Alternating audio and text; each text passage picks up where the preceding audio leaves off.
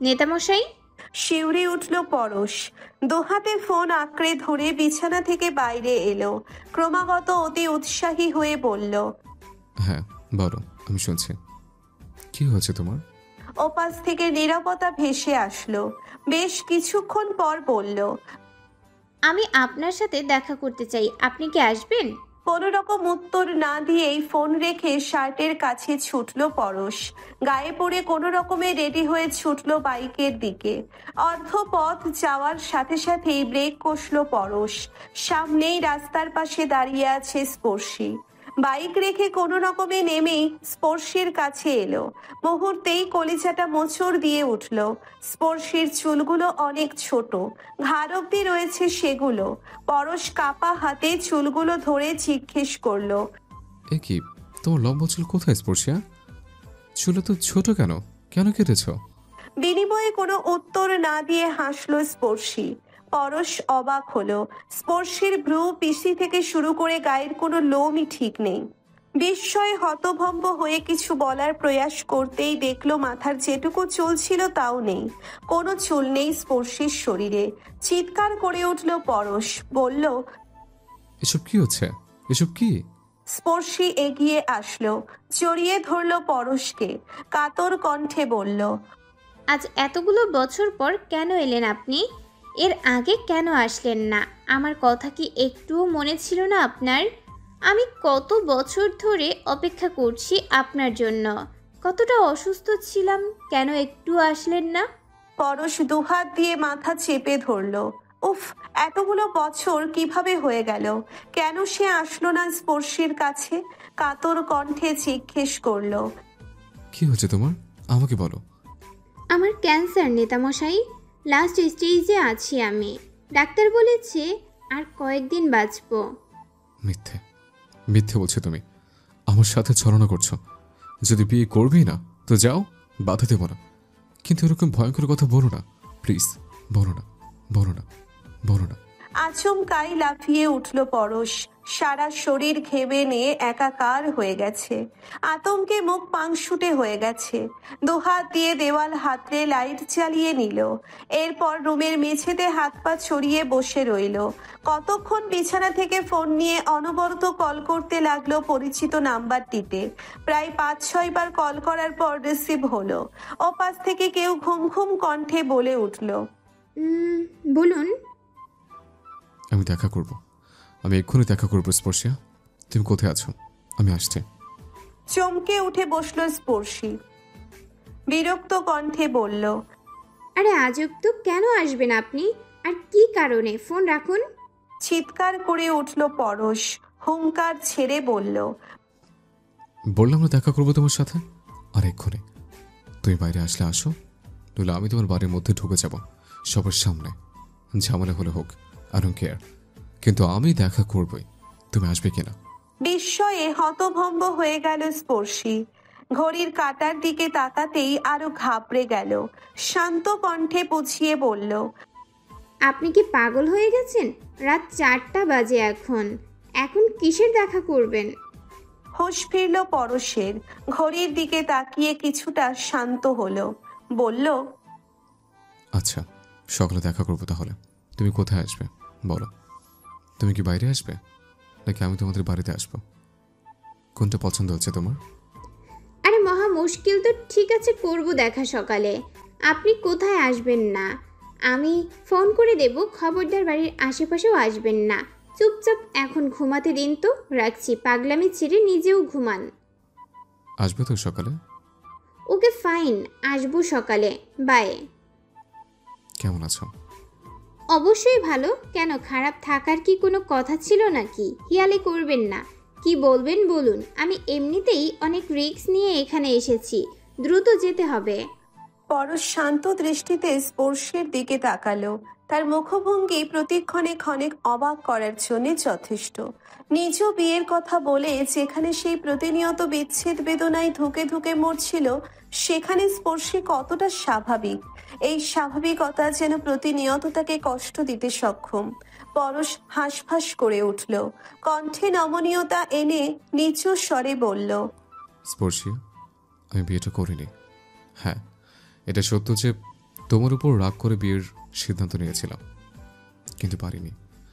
আমি জানি হয়তো আমার কথাগুলোতে তুমি বিরক্ত হচ্ছ, কিন্তু কিচ্ছু করার নেই। আমার মনে হয় তোমাকে জানানো উচিত, তোমার থেকে সবটা জানা উচিত। কি চাইছো তুমি? তুমি না আমাকে ফিরিয়ে দিচ্ছ আর না তো গ্রহণ করছো। এমন পাগলামি কেন করছো স্পর্শিয়া? সময়টা একেবারে কম নয়। তুমি যে বারবার রাহুল ঢল বলে চেঁচাচ্ছ, এটা বন্ধ করো। তোমার রাহুলের প্রতি সেকেন্ডের গতিবিধি আমার জানা, তাই এই অজুহাত বন্ধ করো। সোজা সোজা কথা বলো আমার সাথে। স্পর্শী নীরব একভাবে তাকিয়ে রইল টেবিলের ওপর রাখা কফির মগের দিকে, যেন কথাগুলো তাকে মোটেই প্রভাবিত করছে না। এই কথাগুলোর সাথে অভ্যস্ত। রাগ লাগলো পরশের। তরতর করে মেজাজটা বিগড়াতে শুরু করলো। মগটাকে স্পর্শীর সামনে থেকে সরিয়ে নিয়ে হাতের 2 আঙ্গুল উঁচু করে দাঁতে দাঁত চেপে ধরলো। বলল, এই, একদম নাটক করবে না। আমার দিকে তাকাও, আমার চোখের দিকে। আমি এই আচরণগুলো নিতে পারছি না। আমি উত্তর চাইছি।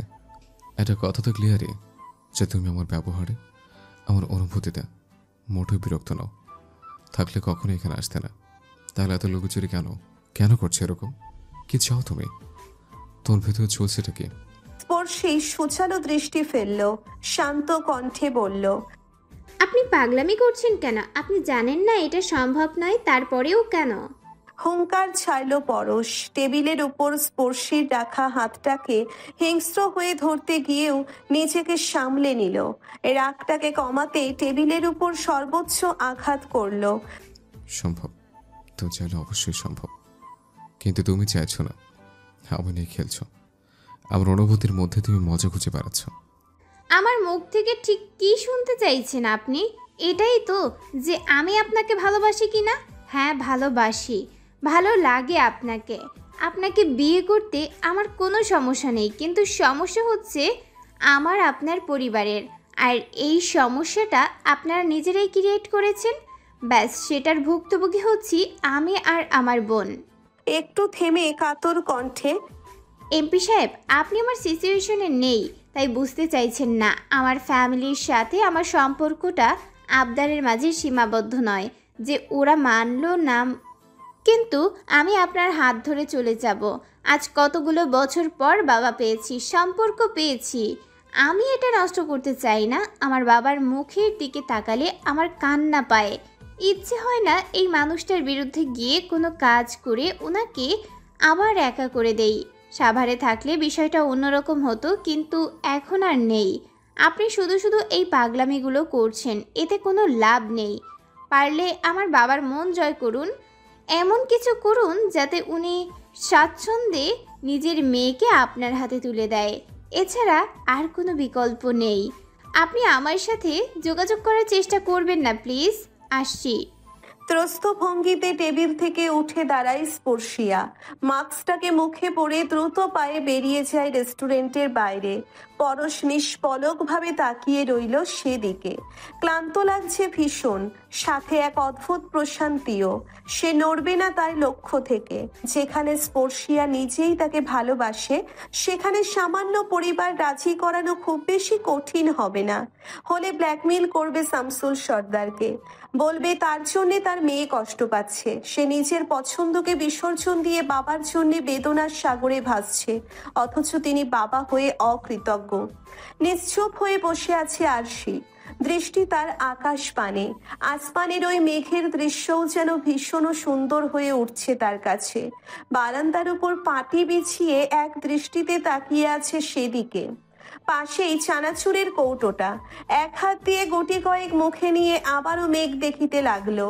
এক দৃষ্টিতে তাকানোর পরে মেঘগুলোকে যেন এক একটা বিশেষ কোনো আকৃতির মনে হচ্ছে। কোনোটাকে বিশাল দৈত্যের মতো লাগছে, আবার কোনোটাকে ছোট্ট দানবের মতো লাগছে।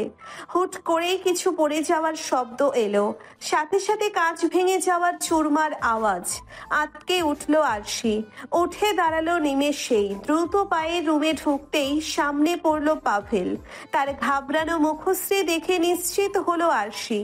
চেঁচিয়ে উঠে বলল, এই কি ভেঙেছেন আপনি? গলা শুকিয়ে গেল পাভেলের। ভাঙা কাচের টুকরোগুলোর সামনে দাঁড়িয়ে সেগুলোকে আড়াল করে বলল, আরে কিছু না। তুমি যাও, আকাশ দেখো, কিছু ভাঙেনি। মানল না আরশি। পাভেলকে পাশ কাটিয়ে এগিয়ে গেল ড্রেসিং টেবিলের দিকে। ফ্লোরের দিকে তাকাতেই কলিজা কেঁপে উঠল। প্রথমে হুঙ্কার ছুড়লেও পরক্ষণেই কেঁদে দিল। বলল, এটা আপনি কি করেছেন? আমার ফেভারিট পারফিউম, ইচ্ছে করেই এমন করেছেন। আপনি আমার কোনো ভালো দেখতে পারেন না। এগিয়ে এলো পাভেল। ফ্লোরে হাত পা ছড়িয়ে কাঁদছে আরশি। দুহাত দিয়ে তাকে চাপটে ধরে আদুরে কণ্ঠে বলল, সরি জান, আর হবে না। একটুও বুঝতে পারিনি আমি। ঘড়িটা নিতে গিয়েই হাতের টাচ লেগে পড়ে গেছে। আমি এক্ষুনি গিয়ে আবার কিনে আনবো। একসাথে 1 ডজন এনে দেবো। প্লিজ কান্নাকাটি করো না। আম্মু আবার ঝাড়বে আমাকে। তুমি এমন করছো কেন লাস্ট 2 সপ্তাহে? একটু হলেই রাগ করো, কান্না করো, আর আম্মু ভাবে আমি তোমার সাথে ঝগড়া করছি। এত ঘন ঘন মুড সুইং হচ্ছে কেন? চলো না কোথা ঘুরে আসি। ঘড়ির কাঁটায় তখন মাত্র 7টা। পুরো ড্রয়িং রুমে পিনপিনে নীরবতা। বাবা, কাকা, ভাই, মায়ের মাঝখানে মাথা নিচু করে বসে আছে পাভেল। লজ্জায় ঘাপটি মেরে রুমে গিয়ে থাকতে ইচ্ছে হচ্ছে। পরশ শান্ত দৃষ্টিতে পাভেলের দিকে তাকালো। গম্ভীর কণ্ঠে বলল, ওর বয়সটা অন্তত মাথা রাখা উচিত ছিল। এতটা বোকামি আমি তোর থেকে আশা করিনি। মাথা নুইয়ে নিল পাভেল। বিড়বিড় করে বলল, আমি বুঝতে পারিনি। চোখ তুললেন আমজাদ শিকদার। গম্ভীর কণ্ঠে বললেন, বিয়ে করেছো নিজের মতে, এবারেও তোমার যা ইচ্ছা সেটা করো। আমাদের থেকে সলিউশনের আশা করো না। যদি মনে হয় মেয়েটা ছোট, ওর ঝুঁকি আছে, তাহলে কালকের মধ্যে হসপিটালে যাও। আর যদি মনে হয় না তোমাদের সন্তান প্রয়োজন, তাহলে রাখো। চেপে গেলেন পিয়াসা। স্বামীর উপর রাগ ঝেড়ে বললেন, কেন নষ্ট করবে কেন? বাচ্চা কি অবৈধ? ওদের বিয়ে হয়েছে, বাচ্চাও হবে, আর বাকি রইল বয়সের কথা। পরর যে সময় হয়েছে সে সময় আমার বয়স 16 ছিল, আর সেখানে তো 80-র 18 চলছে। কিচ্ছু হবে না। আল্লাহ ভাগ্য কোনো বিপদ লেখলে তা এমনিই হবে। এর জন্য বাচ্চা নষ্ট করার কোনো প্রয়োজন নাই। আমি সারা দিন বাড়িতে একা থাকি। একটা ছোট্ট নাতি নাতনি থাকলে সময়গুলো কি সুন্দর কাটবে। আর আশির কি কিছু করতে হবে? আমার নাতি নাতনি আমি পালবো। সমস্ত আলোচনা শেষে কিছু না বলেই পাভেল রুমের দিকে গেল। ভাবতে লাগলো বিগত দিনগুলোর কথা। এই জন্যেই হয়তো গত 15 দিন ধরে আরশির ব্যবহার এতটা অস্বাভাবিক ছিল। দরজা খুলে ভেতরে ঢুকতেই অবাক হলো। আরশির পেটের ভেতর কতগুলো ওড়না দলা করে রেখে বড় পেট বানিয়ে সেটি আয়নায় নাড়িয়ে চাড়িয়ে দেখছে। পাভেলকে দেখতেই তড়িঘড়ি করে ওড়নাগুলো ফেলে দিল। লজ্জায় আনন্দে আপ্লুত হয়ে ঝাপটে পড়ল পাভেলের বুকে।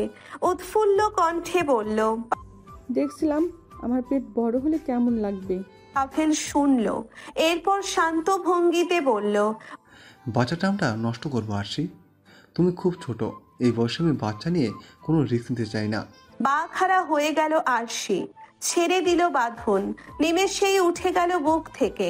অবাক হয়ে বলল, নষ্ট কেন করব? আপনি এটা কি ধরনের কথা বললেন? পাভেল আরশির ভয় কাতুরে মুখখানাকে দেখল। তাকে ভয়হীন করার জন্যে 1 পা এগিয়ে গেল।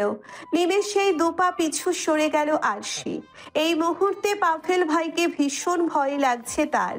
যেন ছুলেই বাচ্চা নষ্ট হয়ে যাবে। অনবরত দুদিকে মাথা নাড়িয়ে আর্তনাদ করে উঠল। হাউমাউ করে কান্না করে দিয়ে বলল, আমি বাচ্চা নষ্ট করব না, আমার বাচ্চা লাগবে। হাসলো পাভেল। আরশিকে হুট করে কোলে নিয়ে বিছানায় বসালো। গাঢ় আলিঙ্গন করে বলল, ওকে ওকে, বাচ্চা রাখবো আমরা। প্লিজ কান্না বন্ধ করো। রৌদ্র উজ্জ্বল সকাল। আশপাশটা মিষ্টি রোদের প্রভাবে অধিকতর সুন্দর দেখাচ্ছে। না আছে এই রোদের প্রভাব, আর না আছে তপ্ততা। মাঝে মধ্যে হালকা প্রাণ জোড়ানো বাতাস, সাথে মিষ্টি রোদ পুরো সকালটাকে এক অনিন্দ সুন্দর দিনে পরিণত করেছে। এমনই চমৎকার সকালে পরপর 2 বার কলিং বেল বেজে উঠল সর্দার বাড়িতে। আরে আজব, সদর দরজা খোলা, তারপরেও কে বেল বাজাচ্ছে ভেতরে আসার অনুমতি চেয়ে। পরোটা চিবুতে চিবুতে দরজার দিকে উকি মারল স্পর্শিয়া। মুহূর্তেই গলায় আটকে গেল খাবার। সামনেই দাঁড়িয়ে আছে পরশ শিকদার, আর তার পাশেই বেশ অনেকটা মিষ্টি হাতে ড্রাইভার রয়েছে। স্পর্শী অবাক হলো। মনে পড়ল গত 2 সপ্তাহ আগের কথা। সেই যে লাস্ট রেস্টুরেন্টে দেখা হয়েছে, এরপর আর বিরক্ত করেনি পরশ শিকদার। স্পর্শী ভেবেই নিয়েছিল হয়তো বাবাকে রাজি করাতে রাজি হবে না পরশ, কিন্তু আজ পুরো এতদিন পর মিষ্টি হাতেই চলে এসেছে বাবাকে পটাতে। এটা ভীষণই নড়বড়ে ভাবনা। শামসুল সর্দার ডাইনিংয়ে বসে স্পর্শীর উদ্দেশ্যে বললেন, কে এসেছে মামুনি? স্পর্শী চমকালো। এরপর ডোন্ট কেয়ার ভাব নিয়ে খাবার চিবুতে চিবুতে বলল, শিকদার বাড়ির বড় ডাকাত। স্তব্ধ হয়ে গেল উপস্থিত সবাই। খাওয়া বন্ধ হয়ে গেল অটোমেটিক। পরশ এগিয়ে এলো ভেতরে। আরামসে সোফায় বসে তাকালো স্পর্শীর দিকে। শোভাম বাড়িতে নেই, পঞ্চগড়ে গিয়েছে গত পরশু। শামসুল সর্দার গম্ভীর ভঙ্গিতে এগিয়ে এলেন। পরশু তার জন্য থাকা নির্দিষ্ট সোফাটাতেই বসেছে, এটাতে সে বসে। অবাক ভঙ্গিতে দাঁড়িয়ে রইল। পরশ আলতো হেসে বলল, আরে বসুন বসুন, দাঁড়িয়ে আছেন কেন? পরক্ষণেই হেসে দিয়ে বলল, আরে দেখুন না, আপনার বাড়ি, অথচ আমি আপনাকে বসতে বলছে। এরপর বিড়বিড় করে বলল, অবশ্য বাড়ির জামাইদের একটা আলাদা আধিপত্য থাকে। শামসুল সর্দার বসলেন না, ক্ষোভ নিয়ে তাকিয়ে রইলেন। তিনি অবশ্যই বসতেন, কিন্তু যেখানে পরশ আধিপত্য নিয়ে তাকে বসতে বলেছে, সেখানে এই মুহূর্তে বসাটা ভীষণ অপমানের মনে হচ্ছে। শামসুল সর্দারের থমথমে মুখটা দেখে স্পর্শীর দিকে তাকালো। নীরবে সবার অগোচরে হেসে পুনরায় বলল, আরে বসছেন না কেন? কোমর ব্যথা হয়ে যাবে তো। এমনিতেই আপনি নানা হচ্ছেন, এখানে কোমর বাঁকিয়ে ফেললে পরে নাতি নাতনিদের পিঠে করে ঘোরা চড়বেন কিভাবে? স্তব্ধ হয়ে গেল স্পর্শী। বুকটা ধক করে উঠল। এক আকাশ উত্তেজনা নিয়ে আলতো চেঁচিয়ে বলল, হোয়াট? স্পর্শী চমকালো, থমকালো। হতভম্বের ন্যায় চোখের অগ্রসর বাড়িয়ে হাঁ হয়ে তাকিয়ে রইল। পিপাসা আর শুনল না, ছুটে গেল দোতলার উদ্দেশ্যে। হৃৎপিণ্ডটা দুর্দম গতিতে লাফাচ্ছে। তার ওইটুকু মেয়েটা কিভাবে বাচ্চা জন্ম দেবে? আদেও তার কি শরীর ঠিক আছে? কই, কাল সকালেও তো কথা হলো, বলল না তো এ ব্যাপারে। ফোন হাত দিয়ে ডায়াল করলো আরশির নাম্বারে। দাঁতে দাঁত চেপে দাঁড়িয়ে রইল শামসুল সর্দার। তার শরীরটাও কাঁপছে ক্রমশ। সারা বাড়িতে বাচ্চাদের মতো লাফিয়ে চলা, আবদার করা মেয়েটারও নাকি বাচ্চা হবে। ভাবতেই বুকের ভেতরটা মুচড়ে উঠল। আলগোছে সোফায় বসে চোখ দুটো বন্ধ করে নিল। এরপর কণ্ঠে কাঠিন্যতা এনে পরশের উদ্দেশ্যে রক্ত চক্ষু নিয়ে তাকালো। বলল, যদি আমার নিজ বাড়ি না হতো, তাহলে তুমি শামসুল সর্দারকে নতুন করে চিনতে পারতে। ভদ্রভাবে বলছি, চুপচাপ বের হয়ে যাও আমার সীমানা থেকে। অপমান করাতে বাধ্য করো না। পরশ ভ্রু কুচকে তাকালো। শামসুল সর্দারের চোখের দিকে তাকিয়ে দাম্ভিকতার সুরে বলল, আমার পরিবার কখনো আমাদের পরাধীনতার শিকলে বাঁধেনি। নিজের স্বার্থ হাসিলের জন্য জোর করে কারো উপর সিদ্ধান্ত চাপিয়ে দেওয়ার মতো নিচু মন মানসিকতাও নেই। যদি জানতাম আমার ভাই একটা মেয়েকে এতটাই ভালোবাসে, তাহলে কখনো ওদের পালাতে দিতাম না। আমি নিজে এসে এই বাড়ি থেকে আমার ভাইয়ের বউকে নিয়ে যেতাম। আমার বোন বা ভাই যদি আমার সর্বোচ্চ শত্রুকেও ভালোবেসে তার সাথে জড়াতে চায়, তাহলে সেটা সানন্দে মেরানোর যথেষ্ট মানসিকতা আমার পরিবারের আছে। ওদের স্বাধীনতা রাখতে যথেষ্ট আগ্রহী আমি। আশা করছি কিছু শিখবেন। মনে হলো ব্যাপারটা আপনাদের জানানো উচিত, তাই এলাম। আর হ্যাঁ, দ্বিতীয় নাতির জন্য অপেক্ষা করবেন। সে আসতেও কিন্তু খুব বেশি দেরি করবে না। বলার পরপরই বাইরে বের হবার জন্য অগ্রসর হলো পরশ। স্পর্শী এখনো যেন ঘোরের মধ্যে আছে। এই চরম সত্যটা বিশ্বাস করতেই হিমশিম খাচ্ছে। পরশকে বের হতে দেখতেই বাবাকে অগ্রাহ্য করে পিছু ছুটল। ফুঁসে উঠলেন শামসুল। হাঁক ছেড়ে ডেকে ডাকলেন, স্পর্শিয়া। থমকালো স্পর্শী, কিন্তু পিছু ঘুরল না। ছুটতে ছুটতেই বলল, আবু জাস্ট 2 মিনিট, আমার কিছু জানা প্রয়োজন। এই দাঁড়ান, ওখানেই দাঁড়াবেন। পা থেমে গেল পরশের। ঘাড় ঘুরিয়ে একবার দেখে নিল স্পর্শীকে। পরক্ষণেই আবারও সামনে তাকালো। স্পর্শী 2 কদম সামনে অগ্রসর হলো। চোখে মুখে আশ্চর্যের রেশ ছড়িয়ে বলল, আপনি কি বুঝতে পারছেন আদৌ কি বলছেন? আরশি প্রেগনেন্ট মানে কি? হ্যাঁ, ওইটুকু মেয়ে, ওর বয়স জানেন? যদি ওর কোনো ক্ষতি হয় তখন? ভ্রু কুচকে স্পর্শের দিকে তাকালো পরশ। দাঁতে দাঁত চেপে বলল, আরে আশ্চর্য তো, তুমি আমাকে রাগ দেখাচ্ছ কেন? আমি কি করেছি? যা জিজ্ঞেস করার সেটা তোমার বোন আর ভগ্নিপতিকে জিজ্ঞেস করবে, আমাকে কেন? চোখ ঘুরিয়ে অন্যদিকে তাকালো স্পর্শী। ভীষণ অস্বস্তি লাগছে। ডান দিয়ে বাম হাতের নখ খুঁড়তে খুঁড়তে বলল, কি জিজ্ঞেস করব আমি? আমার তো লজ্জা লাগছে, ভীষণই লজ্জা লাগছে। আমারও লজ্জা লাগছে, বিশেষ করে স্পর্শিয়া। লজ্জা এমন মাথায় কাটা যাচ্ছে। লোকজন শোনার পর তো হাসাহাসি করবে। তুমি ভাবতে পারছো? আমরা ছোট বয়সে আমার আগে বিয়ে করে নিল। ব্যাস, মেনে নিলাম, করতেই পারে। কিন্তু তাই বলে বাচ্চা? বড় ভাইয়ের আগে ছোট ভাইয়ের বিয়ে বাচ্চা হয়ে গেছে। আমার লজ্জা করছে। তোমার মনে হচ্ছে না আমরা হেরে যাচ্ছি ওদের কাছে? ওরা আমাদের আগে বাচ্চা নিয়ে নিল। এটা কতটা পরাজয়ের তুমি ভাবো একবার। চলো না, বিয়ে করে ফেলি তাড়াতাড়ি। আমার উপর বিশ্বাস রাখতে পারো। ওদের আগে বাবা না হতে পারলেও সাথে সাথে নিশ্চয় হতে পারবো। তবুও হারবো না। তুমি কি আমার সাথে একমত? হাঁ হয়ে তাকিয়ে রইল স্পর্শী। লজ্জায় হাঁসফাঁস করতে লাগলো চারদিকে তাকিয়ে। এরপর মুহূর্তের মধ্যেই দিক পরিবর্তন করে সে বাড়ির দিকে ঘুরল। তবে দ্বিতীয়বার আর পিছু তাকানোর মতো বোকামি করল না। লোকটা তাকে অস্বস্তিকর পরিবেশে ফেলার জন্যেই কথাগুলো বলেছে। এখনো নিশ্চয়ই তার রিয়াকশন দেখার জন্য অপেক্ষা করছে। চলে গেল স্পর্শী। পরশ ঠোঁট কামড়ে নীরবে হাসলো। স্পর্শীর মুচকি হাসা লজ্জালো মুখ সে দেখেছে। আসবো। চমকালো শামসুল সর্দার। পা দুটো গুছিয়ে স্ত্রীকে বসার জায়গা করে দিলেন। এরপর শান্ত কণ্ঠে বললেন, তোমারই তো ঘর, অনুমতি চাইছো কেন তৃষ্ণা? পিপাসা চোখ দুটো বন্ধ করে নিজেকে সামলে নিল। কেননা এখনকার বলা কথাগুলোর পর তার স্বামী আর এতটা নরম অবস্থানে থাকবে না, এটা নিশ্চিত। পিপাসা আলতো পায়ে এগিয়ে স্বামীর পাশে বসলো। এরপর আচমকাই হাত দুটো দুহাত দিয়ে জড়িয়ে ধরে স্বামীর দিকে তাকিয়ে রইলেন। শামসুল অবাক হয়ে গেল। চিন্তিত কণ্ঠে বলল, কিছু কি বলবে তুমি? তাহলে বলো। মাথা নাড়ালো পিপাসা। শান্ত কণ্ঠে বললেন, বললে যদি আপনি রাগ করেন? ভয় লাগে ভীষণ। আজ এতগুলো বছর পর এই রুমটাতে স্থান পেলাম। এখন যদি কদিনের মাথায় আবার ছুঁড়ে ফেলে দেন? পাল্লাটাও তো আর বিক্রি করে এসেছি, চিন্তা হচ্ছে। শামসুল হাসলো। স্ত্রীর হাত দুটো ধরে বললেন, যা বলতে ইচ্ছে করছে বলে ফেলো। রাগ করলেও রুম তোমারই থাকবে। এবার কিছু হলে আমি নিজেই বাড়ি ছাড়া হব। পিপাসা চিন্তার মধ্যেও মলিন হাসলো। বলল, আমি যা জিজ্ঞেস করব দয়া করে উত্তর দিবেন। যদি কিছু এর বাইরে বলার থাকে তাহলে পরে বলবেন, আমি শুনব। মাথা নাড়ালো শামসুল। পিপাসা প্রশ্ন ছুড়ে দিয়ে বলল, মেয়েটা অসুস্থ, বয়সও কম, ভুল করে বসেছে। এখন সেটা এমনি ভুল যেটা আর শুধরানো যাবে না। এইটুকু বয়সে এতটা রিস্ক আমার ভয় করছে। অন্তত এই সময়টা মেয়েটাকে আমার কাছে রাখি।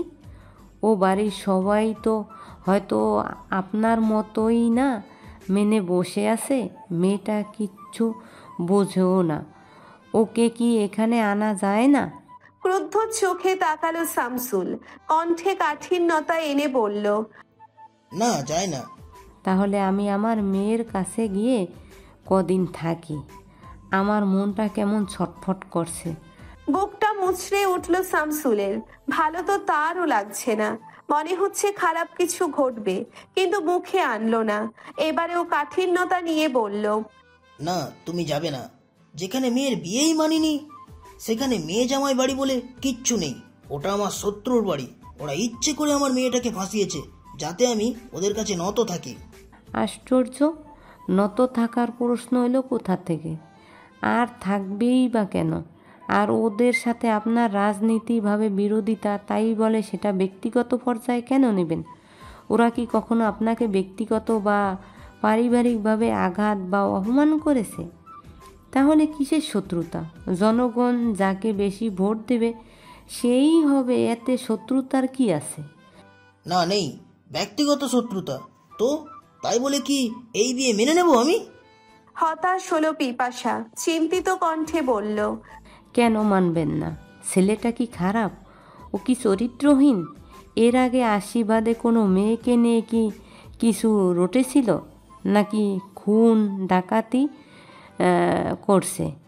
কেন জামাই হিসেবে মানবেন না? কারণ ছেলে রাজনীতি করে, এটা আমার পছন্দ নয়। তাছাড়া বেকার, ভাইয়ের রাজনীতির পেছনে সারাদিন ঘুরতে থাকে, কোনো কাজ কাম নাই। চমকালো পিপাসা, আশ্চর্যের সুরে বলল, আরে আশ্চর্য তো! রাজনীতি করে বলে ছেলে আপনার অপছন্দ? কই, শোভামও তো টুকটাক রাজনীতি করে। আপনি নিজেই তো রাজনীতির মধ্যে ডুবে বসে আছেন, তাই বলে আপনাকে বা আপনার ছেলেকে কোনো মেয়ের বাপ তার মেয়ের বিয়ে দেবে না? রাজনীতি যদি খারাপ হয় তাহলে আপনি ছাড়ছেন না কেন? আর বাকি রইল কাজকর্ম, না তো সেটা করে নেবে। সম্ভ্রান্ত পরিবারের ছেলে, শিক্ষিত, চাইলেই যে কোনো চাকরি নিতে পারবে। তারপরও এত অমত কেন? বলার জন্যে আর কিছু খুঁজে পেলেন না শামসুল। তিনি নিজেও জানেন পাভেল খুব একটা খারাপ ছেলে নয়, কিন্তু তারপরেও এটা মেনে নেওয়া অসম্ভব। তেজি সুরে ধমক দিয়ে বললেন, এই তুমি এখন যাও তো, আমার ভালো লাগছে না এইসব শুনতে। চিৎকার করে উঠল পিপাসা, বলল, আমারও তো ভালো লাগছে না। আমার মেয়েটা সারাক্ষণ পেটের ব্যথায় কাতরাচ্ছে, কিছু খেতে পারছে না, মিনিটে মিনিটে বমি করছে, বিছানার মাঝখানে গুটিসুটি পাকিয়ে শুয়ে থাকে। আমি আমার মেয়ের কাছে যাব, ওর সাথে সকালেই কথা হয়েছে। কাল সকাল হওয়ার আগে আমি শিকদার বাড়িতে থাকব। মেয়েকে আনবেন না, ভালো কথা, কিন্তু আমি নিজে মেয়ে জামাই বাড়িতে গিয়ে উঠব যতক্ষণ না পর্যন্ত বাচ্চা হয়।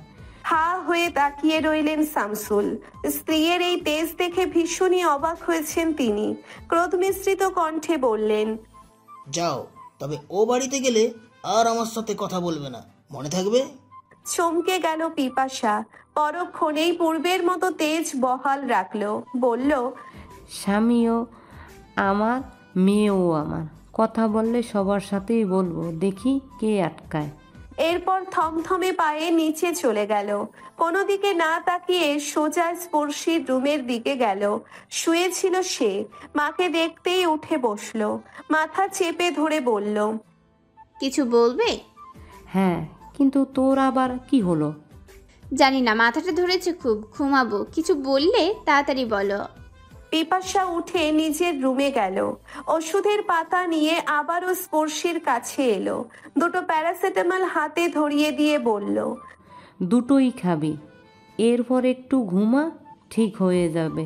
স্পর্শী ওষুধ দুটো হাতে নিল, বলল, কিছু বলতে চেয়েছিলে? আমি কালকে আশির কাছে যাচ্ছি, ওখানেই থাকবো। আমার মেয়েটা খুবই অসুস্থ। চমকালো স্পর্শী, ভ্রু কুচকে বলল, আর আব্বু যেতে দিল? না বলছি, কিন্তু রাজি হয়নি। তাতে আমার কি? আমার মেয়েকে আমি দেখতে যাব না?